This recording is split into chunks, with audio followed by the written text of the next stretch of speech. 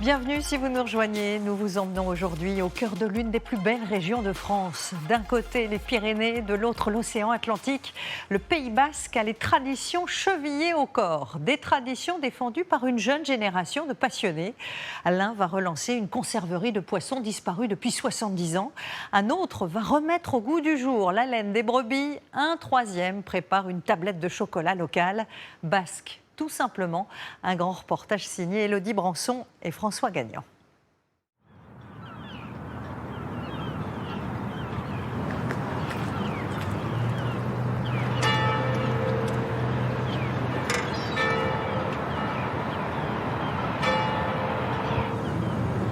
Salut, comment ça va? Ça va. Allez, on y va? C'est parti. À Saint-Jean-de-Luz, au Pays Basque, la saison de la sardine commence. Pour Lucie, 34 ans, c'est aussi le début d'une grande aventure. J'ai pas du tout le pied marin. D'habitude, ça passe pas très bien. Moi, le poisson, c'est à terre que je l'aime. Après avoir exercé plusieurs métiers dans la restauration, Lucie vient de se lancer dans la conserve de poissons. Objectif du jour, pêcher 2 tonnes de sardines.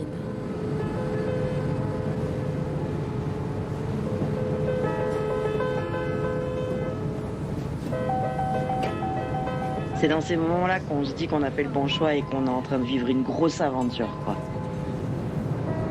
Et c'est ça les beautés du Pays Basque. Là, c'est mon premier coucher de soleil sur un bateau.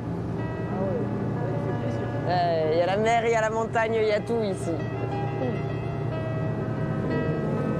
La jeune femme a investi 80 000 € dans ce projet fou.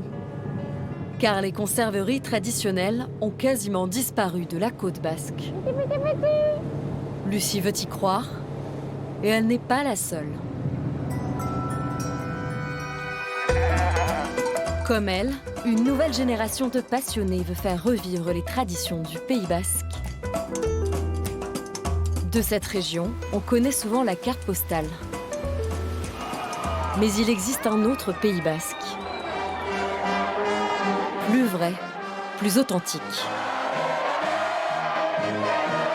Pendant près d'1 an, nous avons suivi ces amoureux qui font battre le cœur de cette terre.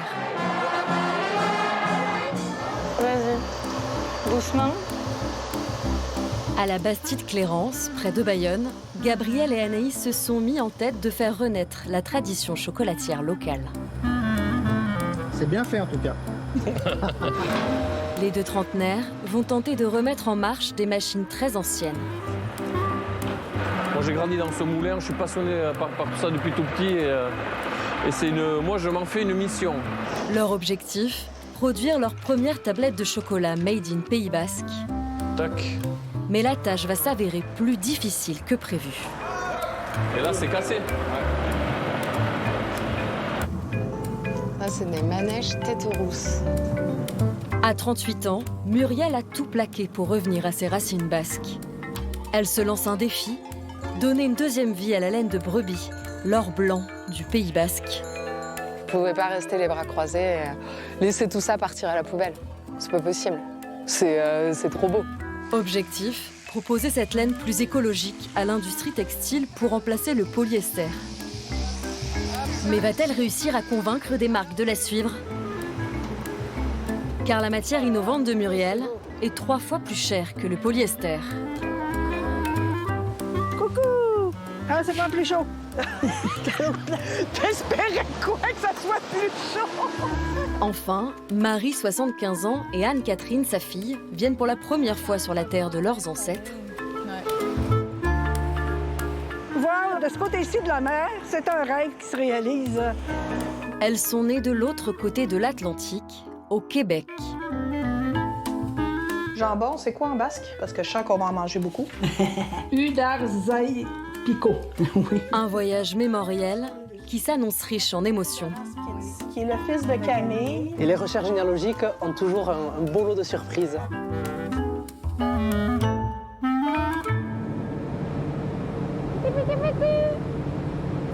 Après plus de 4 heures de navigation, Lucie et l'équipage du bateau tombent enfin sur un banc de poissons. Là, on essaye de faire un cercle. Comme ça, on va refermer en tirant tous les bouts et tout ça. Les pêcheurs déploient la bolinche, un filet de 300 mètres, remonté uniquement à la force du poignet.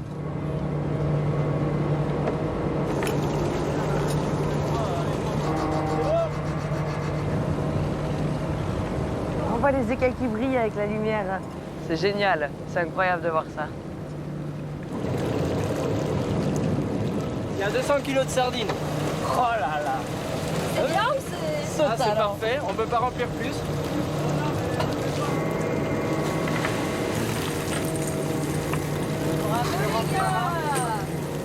Les couleurs, elles sont tellement brillantes, c'est fou. Et là, on va s'amuser par contre à les écailler, ça va être quelque chose.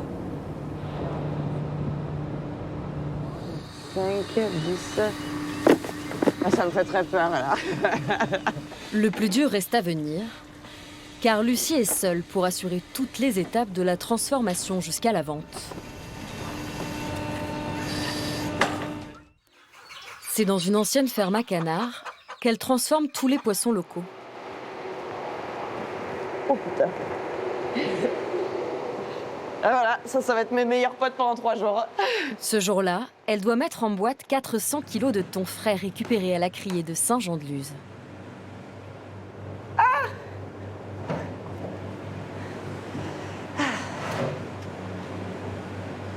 Salut Lucie! Salut Christine, comment ça va? Bien et toi? Ça va bien. T'as bossé jusqu'à quelle heure hier soir? Hier, minuit et demi. Encore? Et t'as recommencé à quelle heure? 7h ce matin. Oh la vache! Ponctuellement, Lucie est obligée d'embaucher de la main-d'œuvre car il faut faire vite pour mettre en boîte les 1500 conserves de cette denrée très périssable. Ça donne quoi le poids des morceaux? C'est trop gros, trop petit? C'est trop gros, encore. Ici, pas de congélation ni de produits chimiques. On est pas mal. Lucie remet au goût du jour une méthode ancienne de conserve, la stérilisation à haute température. Là, on a une denrée qui est hyper périssable, qui sort de l'eau, qui tiendrait peut-être une semaine comme ça en frais.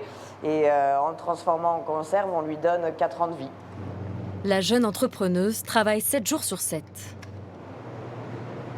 J'arrive pas à le faire rentrer. Putain. Ce mois-ci, elle n'a gagné que 800 €. Pour payer les charges, il faut faire un minimum déjà de 12 000 € par mois. Et on n'y est pas du tout. Pour enfin toucher un salaire, Lucie va devoir vendre ses milliers de boîtes au plus vite. Pour cela, elle va se rendre au marché de Noël de Bayonne.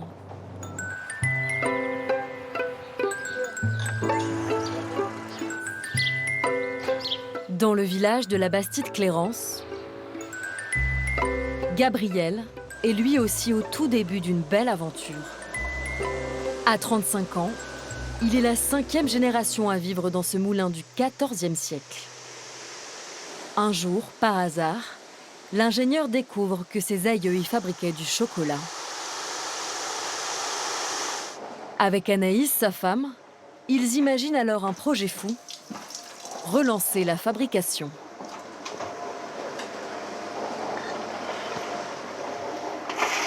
Donc là, la torréfaction, moi je la fais au four. Dans mon four, là où je fais mon poulet, quoi. Pourtant, rien ne prédestinait cette ancienne esthéticienne et son mari ingénieur à devenir chocolatier.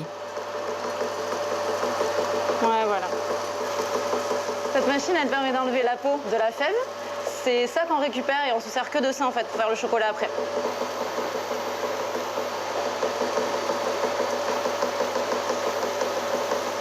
Là, ce qu'on observe, c'est qu'on ne récupère ici que l'amande du cacao, ce qu'on appelle le gruet.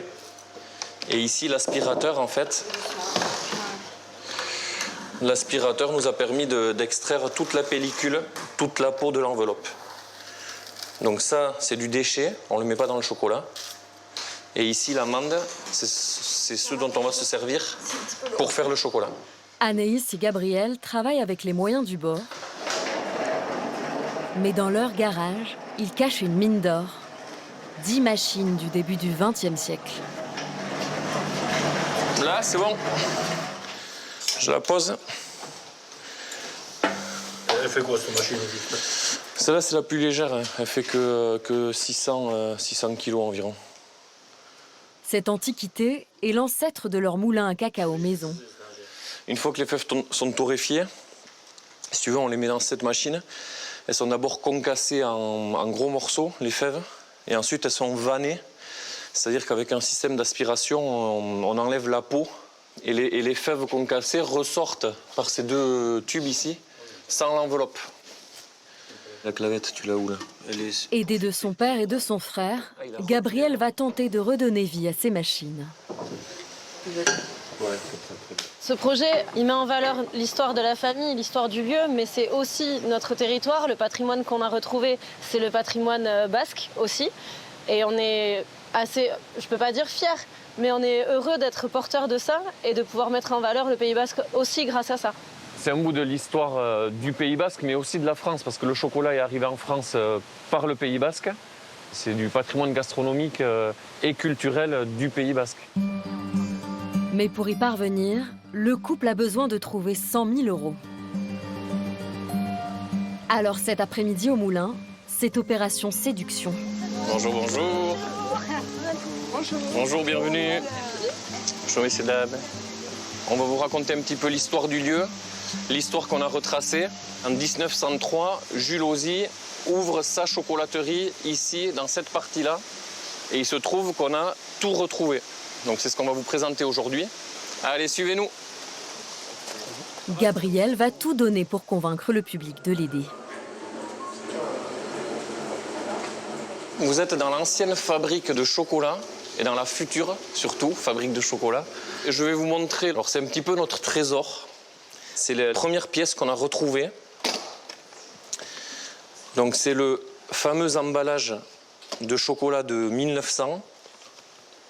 Donc que j'ai retrouvé dans une abbaye pas très loin d'ici. Donc c'est le fameux emballage qui était connu de personne, ni de ma famille, ni des historiens, et où on voit le moulin qui est dessiné. Notre maison représentée. Les machines, elles, ont été retrouvées dans le garage d'une voisine. Ce qui est incroyable, et ce qu'on a découvert avec Anaïs, c'est que en fait, le savoir-faire, en 120 ans, il est exactement le même. Torréfaction, broyage et même l'ancêtre de l'emballeuse automatique. Ici, sur le petit tapis roulant, on dépose les tablettes. La tablette avance sur le tapis roulant. Ensuite, il y a une butée qui pousse la tablette vers le haut et la tablette ressort ici emballée. On est réceptionné et ça partait pour l'expédition. On profite quand même de la journée pour vous dire qu'on aura aussi besoin de vous, puisqu'en fait, on va lancer du crowdfunding. L'ingénieur hydraulique veut faire réparer une partie de ces vieilles machines pour les utiliser dans la future chocolaterie. Plan fait à la main ici au moulin par Jules Ozzy. La machine a été aussi construite ici au moulin. Gabriel se donne 8 mois pour réunir les fonds suffisants et envoyer en réparation ces antiquités.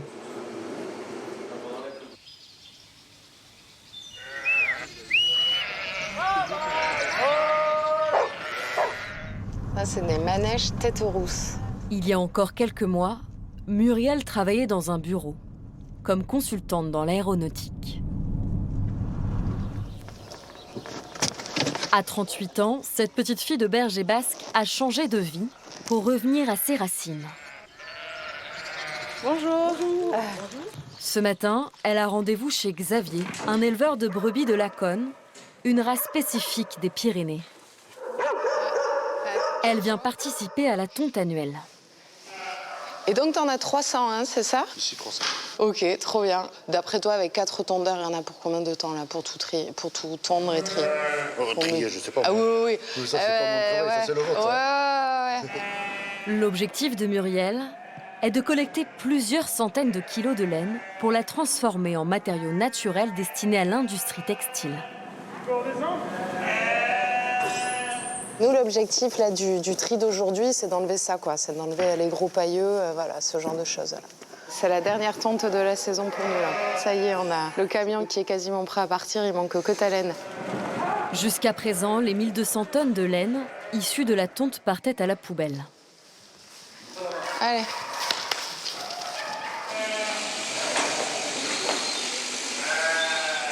Alors, qui attrape et qui tombe là dans le... Ok, très bien. Les attrapeurs.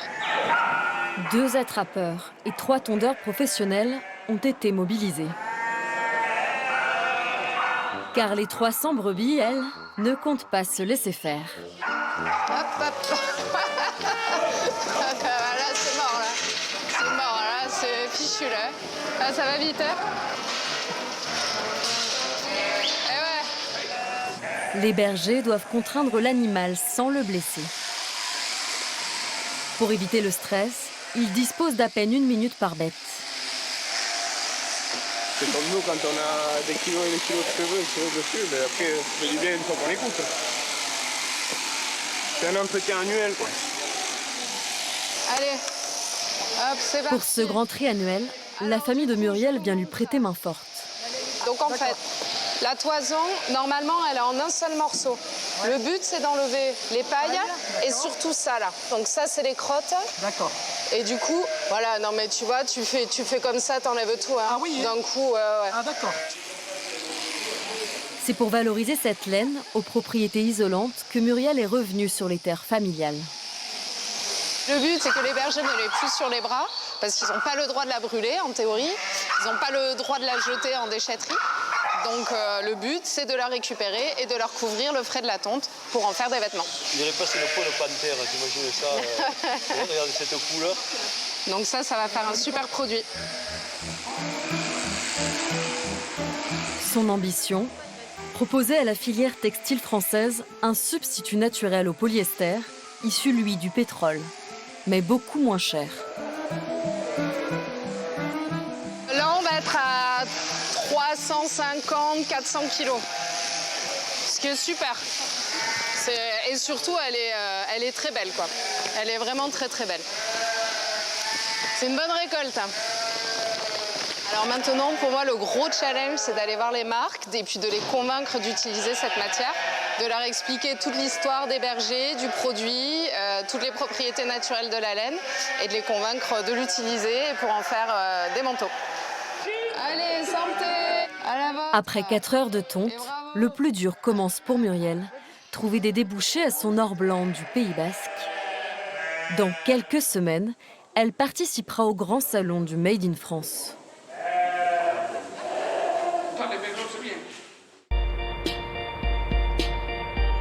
À 6000 km du Pays Basque, à Montréal, c'est une toute autre aventure qui commence. J'arrive. J'ai pas eu le temps de faire ma valise encore. Pour Anne-Catherine et sa mère Marie, c'est la veille d'un grand départ. Québécois nice. Ça veut dire je suis du Québec. Nola Hayes. Ouais, comment vas-tu? OK. Dernière révision et apéro pour l'occasion. Ça, avec du piment d'Espelette. Ah oui, tu sais. Car demain, Marie et sa fille s'envoleront pour la première fois au Pays Basque, la terre de leurs ancêtres. Jambon, c'est quoi en basque? Parce que je sens qu'on va en manger beaucoup.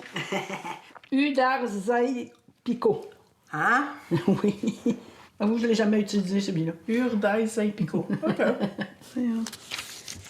Malheureusement, moi, on n'a pas la chance de le pratiquer vraiment beaucoup. On ne pourrait pas tenir une conversation en basque. Non. De ses ancêtres, la mère et la fille savent peu de choses.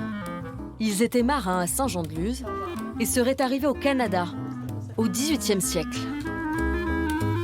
Cela fait pourtant 3 générations que leur famille rassemble des documents précieux sur leur filiation basque. Comme cette lettre, écrite par l'arrière-grand-père de Marie. Après maintes recherches, j'ai découvert la lignée de ma parenté jusqu'en 1803. Tous basques du pays de Saint-Jean-de-Luz.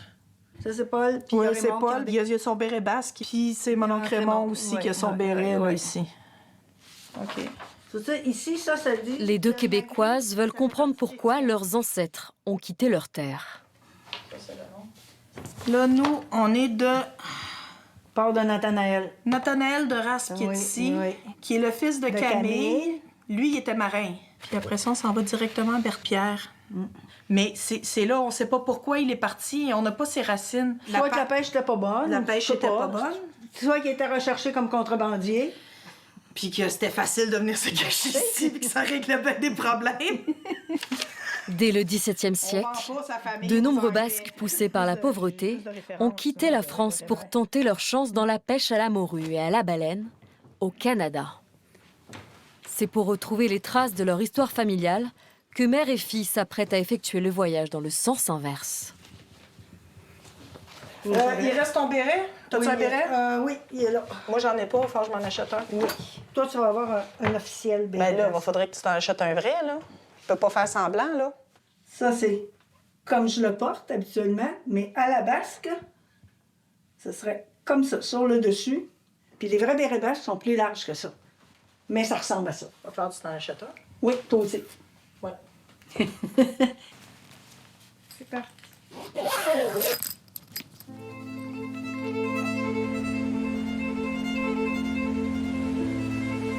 Quelques jours plus tard, après avoir atterri en Espagne, c'est par la route que Marie et Anne-Catherine arrivent au Pays Basque. Première étape de leur voyage, Saint-Jean-de-Luz.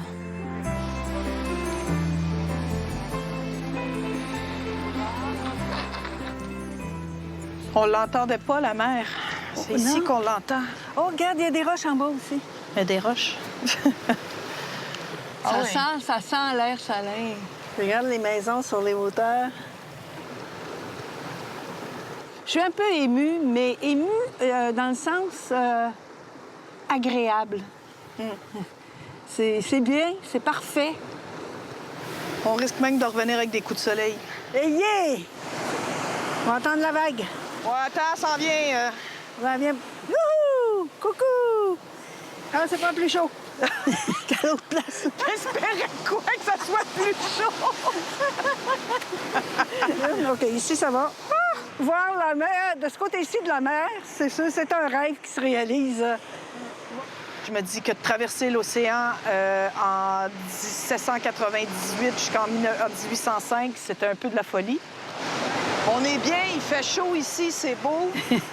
Je veux savoir ce qui les a motivés à retourner plusieurs fois même au Canada pour venir s'installer même plus qu'une fois. Ils sont partis, ils ont été refoulés 2 fois par les Anglais. Ils sont quand même revenus. Ça, c'est intriguant. Dans quelques jours, Marie et Anne-Catherine ont rendez-vous avec un généalogiste. Elles espèrent obtenir des réponses et retrouver la maison familiale.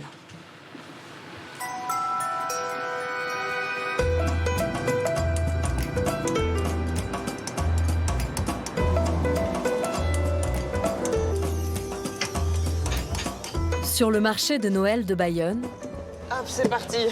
Lucie va tout faire pour vendre ses conserves de poissons. Elle y a loué un chalet pour un mois. J'en suis. Je peux vous présenter la gamme, peut-être? Non. La location du chalet lui coûte 2 000 €. Pour le rentabiliser, elle va devoir gagner minimum 300 € par jour. Ses parents sont venus lui prêter main forte. Un nouveau métier s'offre à moi. Un challenge pour ce flûtiste professionnel. Alors, on fait des conserves de poissons cuisinés. Hop là, tenez, je fais goûter. Alors? Ça, c'est une espèce de crème à tartiner qu'on peut mettre sur les tartines pour l'apéritif. Il a très bien fait le speech. Top, en fait. Ah ouais. C'est une première, je suis bluffée, là. Très bien. Ça, c'est un thon qui vient de Saint-Jean-de-Luz. Et sa mère, journaliste scientifique, prend elle aussi son travail très à cœur. Un peu d'huile d'olive. Tu veux goûter? Qu'est-ce que tu as envie de goûter? Moi, je te conseille celui-là pour toi. Là, ça commence à se réveiller un peu.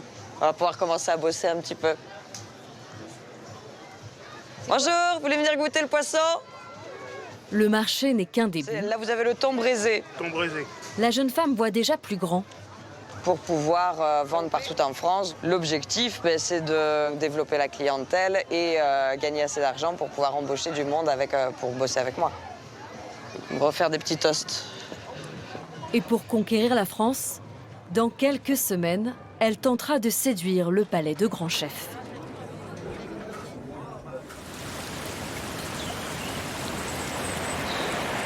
À la Bastide-Clérance, c'est le jour du grand déménagement.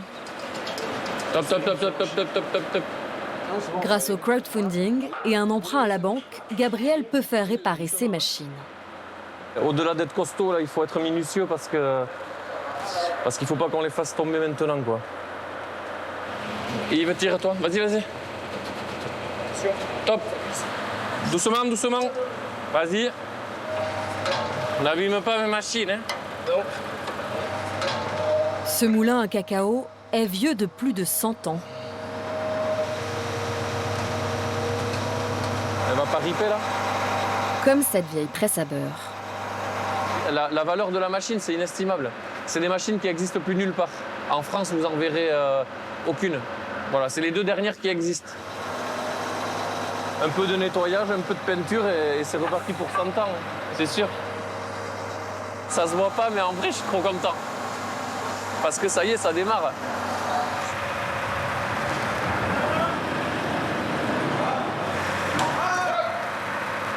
Et là, c'est cassé. Ouais. Le support en fait, il est pété. Le support en soudé, quoi. Et là, ça a touché ou quoi? Oui. C'est pour ça qu'on a mis la sangle là, quand on dit stop. Il était déjà cassé en fait, il était déjà fissuré en partie et là on a touché un peu, on a touché le bord, la pièce a fini de tomber. Hein. Alors là pour le moment, on peut rien en faire. Hein.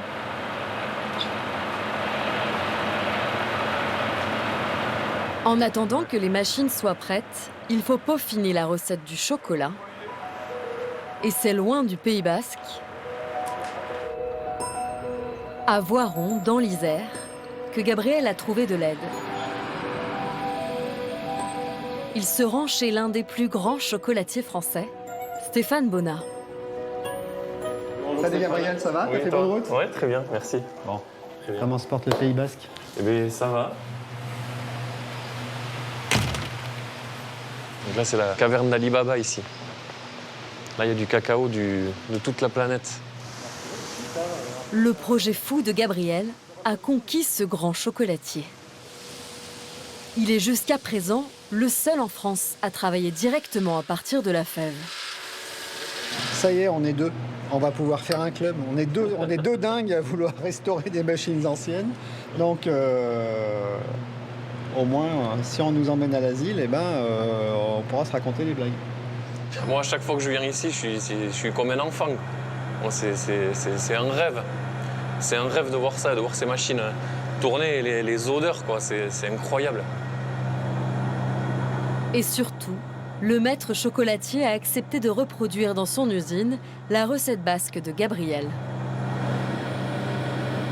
C'est le chocolat de Gabriel après le conchage. Moment de vérité, après 3 jours de production.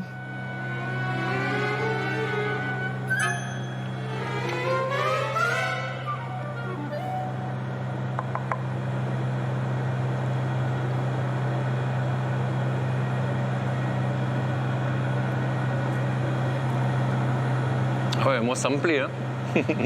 Après, j'ai peut-être pas aller aussi développer que le tien, mais... Ah, c'est bien. C'est bien fait en tout cas. Ah ouais, c'est grandiose. Un caramel beurre salé ou jouer aussi avec des herbes, ça c'est le parfait support. C'est plus qu'un parrain, c'est un père spirituel dans le chocolat. En attendant que son laboratoire soit prêt, c'est ici à Voiron que les premiers blocs de chocolat de Gabriel seront fabriqués. Comme lui, c'est à plusieurs centaines de kilomètres du Pays Basque que Muriel est venue chercher un savoir-faire unique pour valoriser sa laine de brebis des Pyrénées. Dans le nord de la France, à Tourcoing. On est à 1000 km du Pays Basque, ouais. Mais malheureusement, c'est le dernier endroit en France où on peut faire peigner. Et sa précieuse laine, la voici. Elle a été compactée au moment du lavage et on a besoin qu'elle s'ouvre si on veut la travailler correctement. Tu peux sentir, elle est un petit peu humide. Cédric, le directeur, vient à peine de recevoir l'or basque de Muriel. Enfin prêt à être démêlé. En fait, il y a un principe de base, c'est qu'on va tout doucement pour ne jamais risquer de la fragiliser. Ok. La laine, elle s'est bien ouverte. On va réussir à sortir ce voile de carde et on le réunit. Le voile va devenir maintenant un ruban. Là, on a 7 rubans qu'on va réunir en un seul, ce qui fait que quand on va être en sortie, on va obtenir quelque chose qui va avoir beaucoup plus de cohésion, qui va beaucoup mieux se tenir.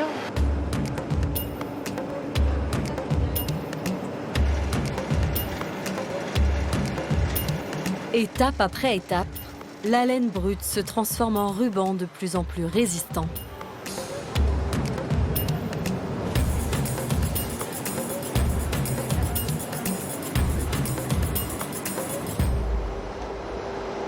Oh là là, que c'est beau.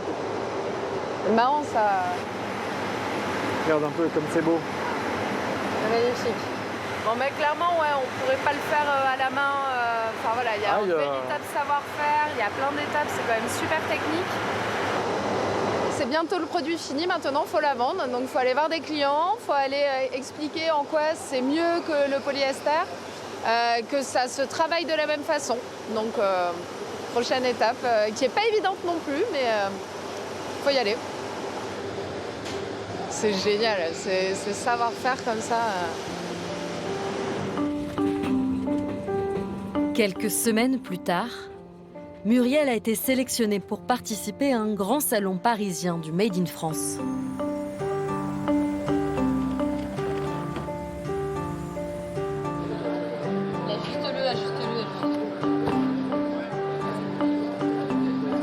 Pour l'occasion, elle a fait réaliser quelques prototypes de vêtements destinés à convaincre les professionnels présents sur le salon.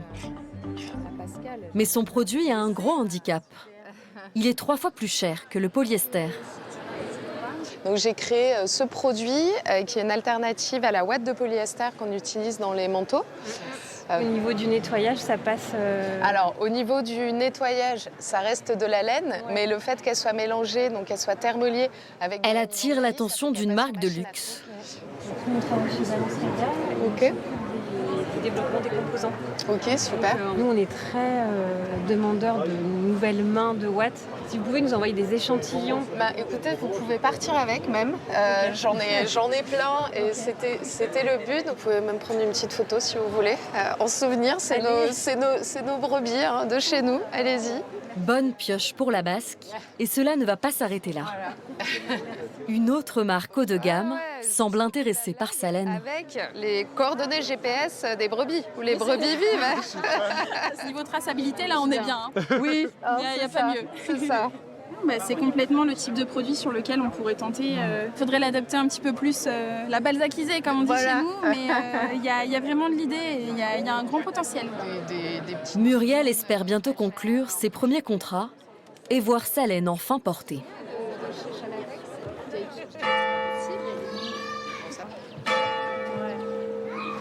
C'est celui-là. Ah ouais, ok.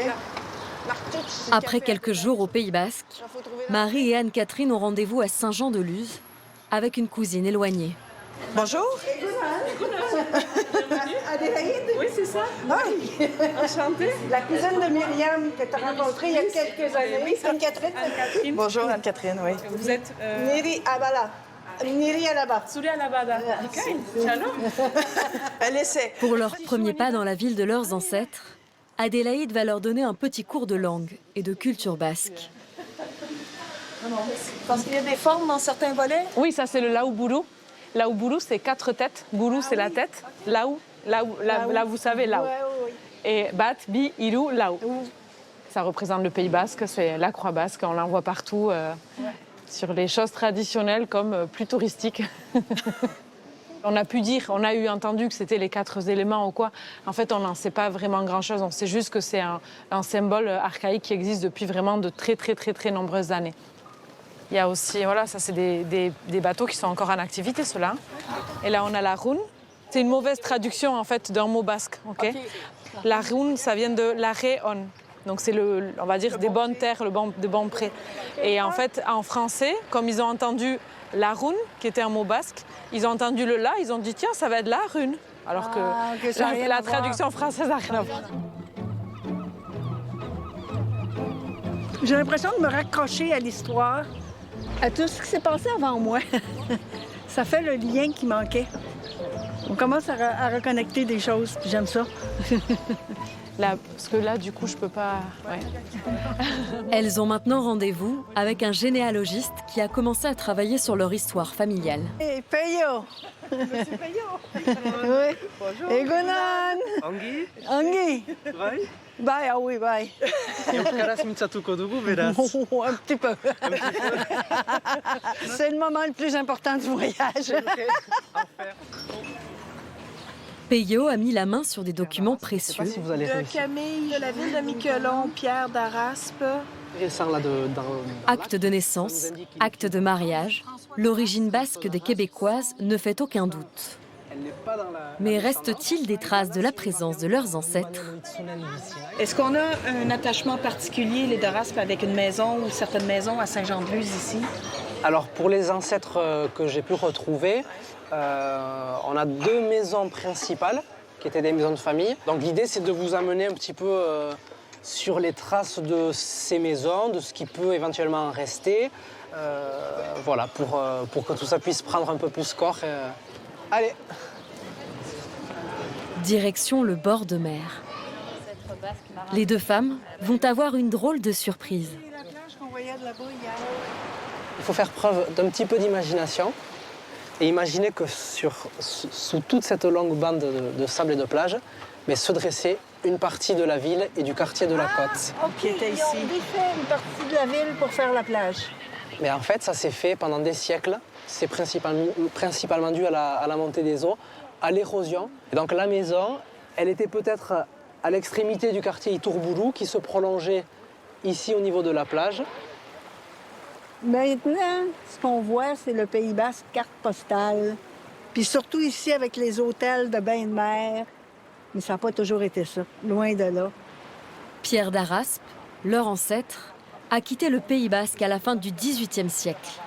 À cette époque, la population de Saint-Jean-de-Luz avait chuté de 10 000 à 2 000 habitants. Il faut bien penser qu'à la fin du XVIIIe siècle, on est dans une période de déclin total économique, social de la ville. Donc ça fait quand même plusieurs raisons relativement objectives qui donnent envie de partir vers un horizon plutôt meilleur. Oui, ça marche.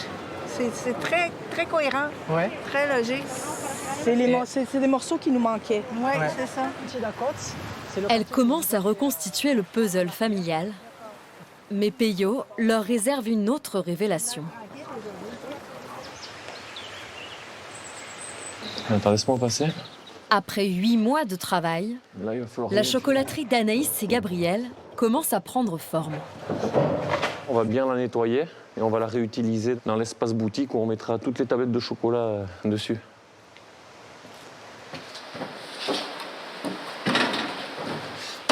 On passe nos week-ends depuis 8 ans à ça, à bouger, à déménager les choses. Mais là on arrive sur la fin, ouais. Dernière ligne droite.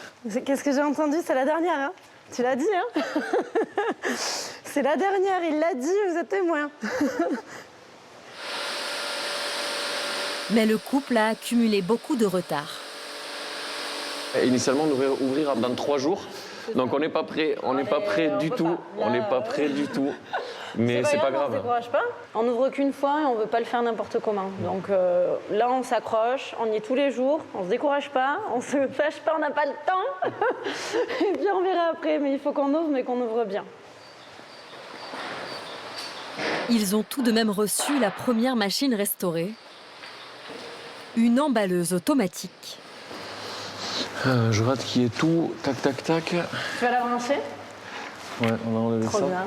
C'est une machine très complexe. En fait, c'est de l'horlogerie.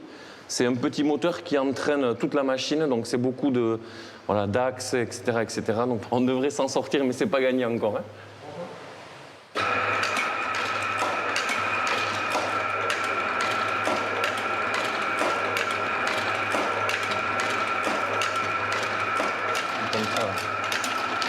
L'ingénieur met à profit ses connaissances pour tenter de donner une deuxième vie à cette machine. C'est quoi là, t'as le tuyau qui envoie un truc d'air, là, c'est quoi? une petite chipère là, c'est pas. Tu l'entends? Ouais. Ça, c'est la. Regarde ici, tu vois le tube? C'est le tube qui vient aspirer la feuille de dessous. Ah, voilà. Ça vient l'aspirer pour l'envoyer pour le bas parce qu'après, tu as la pince qui vient l'attraper. On entend le bruit. Ok.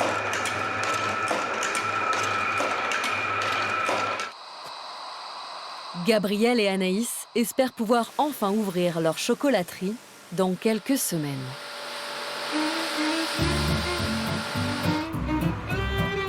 À Paris, Muriel, elle, a décroché un rendez-vous avec la marque de prêt-à-porter haut de gamme rencontrée au salon du Made in France. Donc j'ai envoyé de la laine il y a quelques semaines. On va voir ce que ça donne là. On va découvrir une veste avec la laine à l'intérieur. Donc j'espère que ça aboutira sur une commande. Je croise les doigts.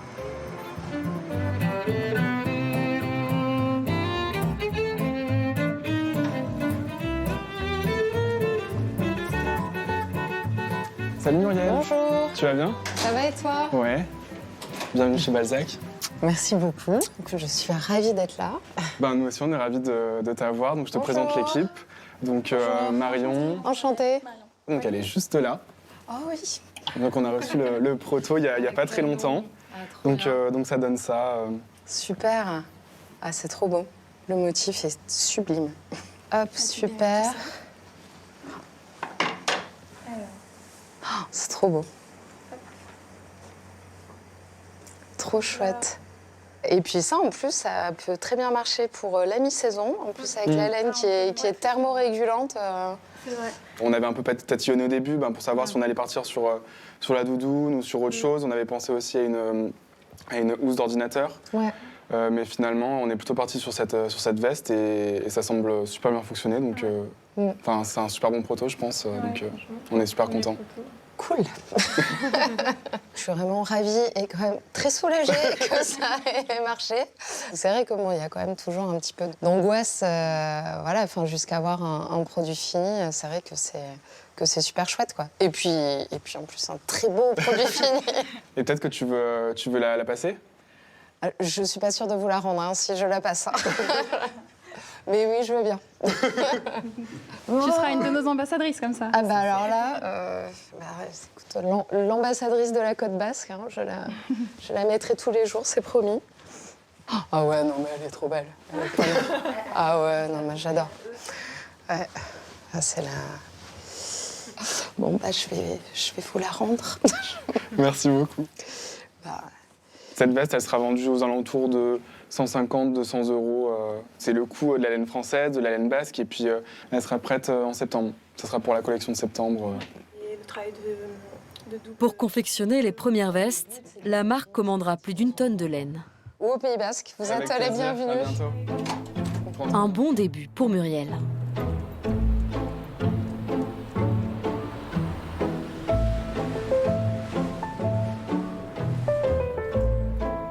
C'est aussi à Paris que Lucie vient tenter sa chance avec ses conserves basques. J'ai un rendez-vous hyper important parce que je vais faire goûter mes conserves de poisson à 2 grands chefs, donc Julien et Yves Candeborde. Donc ouais, c'est un peu la pression là, j'ai un peu peur de ce qu'ils vont me dire. Ces grands noms de la gastronomie sont à la tête de plusieurs restaurants et épiceries fines à Paris et Bordeaux. Bonjour. Bonjour. Je suis Lucie, c'est moi qui viens vous faire goûter les conserves. Écoutez, enchanté Lucie. Enchantée. Salut. On se tutoie ou on se vous voit? On se dit tu, ouais, super. On se dit tout, bon, très bien, alors tu. Merci. Hop là. Lucie va tenter de les convaincre avec ses 8 recettes originales. Alors, ici, on a le maquereau fumé. Qui est fumé. Allez. On sent, Et donc, l'idée, c'est aussi de ne pas surgeler les poissons avant. Forcément, quand on surgèle le poisson, il s'assèche. Donc là, il est travaillé à cru, salé, fumé et en boîte, l'huile d'olive. Et c'est parti. Ah, c'est bon. Ah, c'est bon. C'est pur. Très bon. Très, très bon. Alors là, c'est le maquereau sauce piquante. Ah. On sent qu'il y a de la personnalité. Au palais, ça se balade, ça ne dénature pas. Parce que dès qu'on joue avec les piments, Moi, en plus, je suis assez sensible. Je suis pas trop cuisine pimentée. Tu vois, j'aime pas quand ça dénature. Tandis que là, ça accompagne. Et en plus, c'est très long au palais. C'est la trempe, ça a du goût. C'est cuisiné, ça a du goût. C'est personnalisé. C'est super bon. C'est super bon. Ouais. Le taco, j'ai beaucoup aimé. Ouais. Pourtant, c'est très simple. Hein. Ouais, mais ça ressort, je trouve. Tu vois, le visuel, la texture fait pas poisson en conserve. Il y a une trame à toutes tes conserves, c'est qu'il y a du goût. Ouais.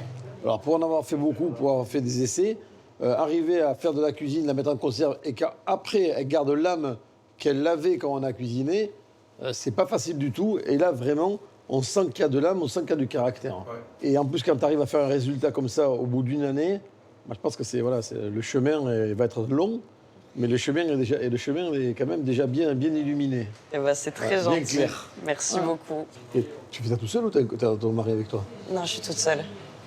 C'est une entreprise de 1.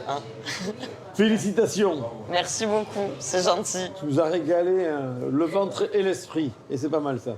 Éplucher 2 kilos de carottes, c'est bien. Éplucher 500 kilos. Le chef lui passera une commande de 200 boîtes. Si les contrats se multiplient, Lucie devrait pouvoir bientôt se rémunérer.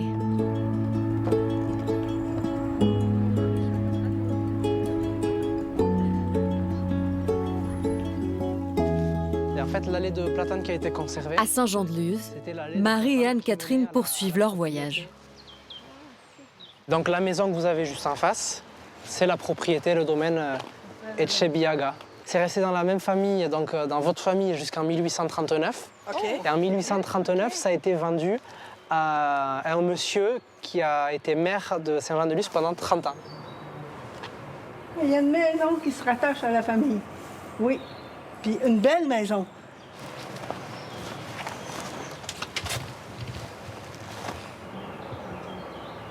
C'était le but du voyage au départ, puis là, on l'atteint, là.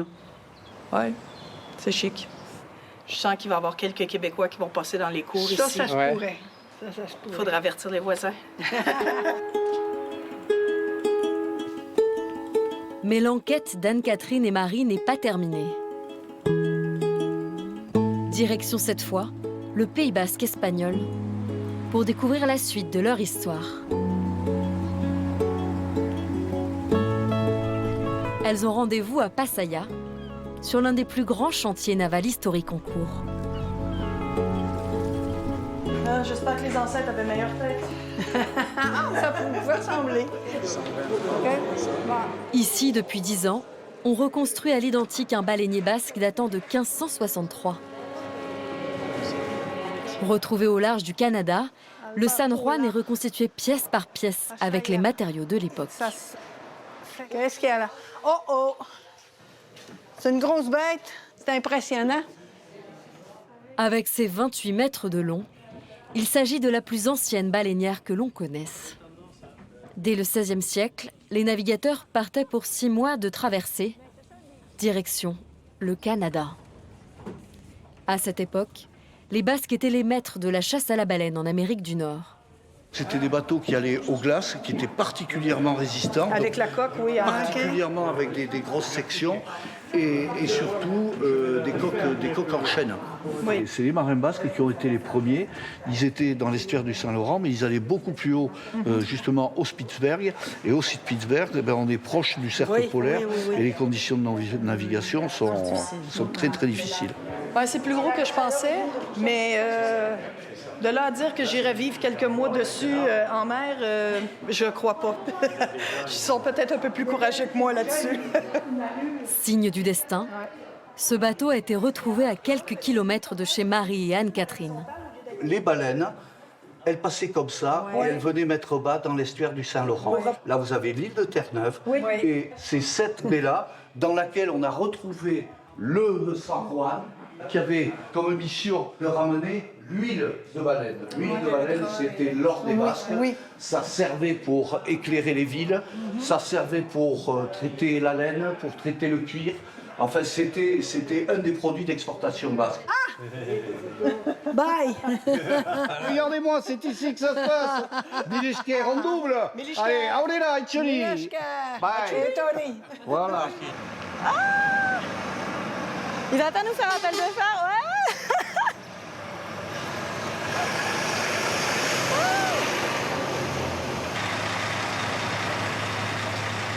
Elles sont belles, hein? Elles sont belles. En plus, au soleil, comme ça, là, c'est magnifique. À la Bastide-Clérance, c'est un grand jour. Après des mois de réparation, les machines de Gabriel et Anaïs reviennent à l'atelier. Ça sent pas bon. Pour cette ultime épreuve, Gabriel a mobilisé ses amis d'enfance. Vers l'autre gauche. C'est pas drôle si je veux. Impec. Je suis partagé entre une grande satisfaction après plusieurs mois de boulot, mais je vois aussi toutes les semaines qui nous restent et le temps défile, donc je vois aussi tout le travail qui reste à faire.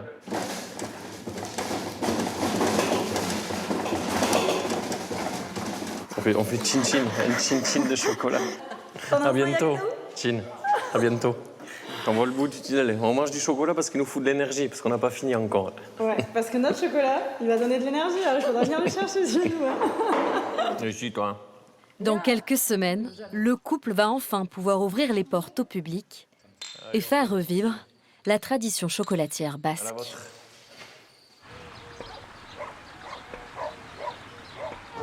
L'Aro, à 1200 mètres d'altitude. C'est ce décor grandiose que Muriel a choisi pour sa première séance photo. Le rodéo, quoi. C'est le temps idéal pour un shooting. Hein. Impeccable. Parfait. Si on ne voit pas à 2 mètres, les photos seront pas très très jolies. Oh là là, cette lumière, ça j'aime. Ça c'est beau. Hein. Non mais regarde ça là. Avec l'eau. On regarde un tout petit peu plus vers ta droite.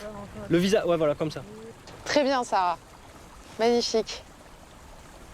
Ok, bon, c'est bon. Et il y en aura bientôt 300 vestes comme ça dans la nature, avec de la laine d'ici, de la laine basque. C'est un début très très encourageant.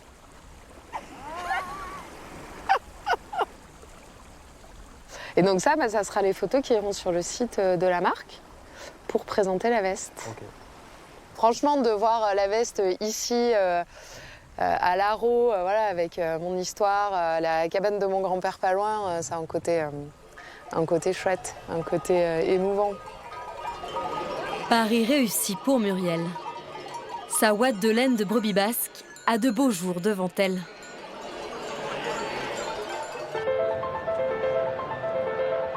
À Bayonne, avec le printemps viennent les premières festivités. Comme la foire au jambon, organisée depuis 550 ans dans les rues de la ville.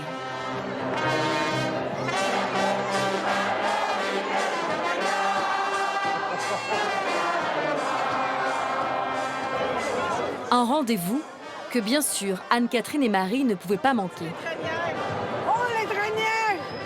Les blancs qui sont en avance. Oh, on est très contentes. Très contentes. Très envie de revenir aussi. Et ce jour-là, tous les amoureux du Pays Basque se sont donné rendez-vous. C'est Euskalduna Québec, ce sont les Basques du Québec. C'est pas la première fois que je vois une Québécoise, mais c'est la première fois que je vois une Québécoise basque. D'ascendance basque, voilà. Et voilà. Gabriel, Anaïs et Muriel, tous réunis autour d'une même passion pour la culture basque.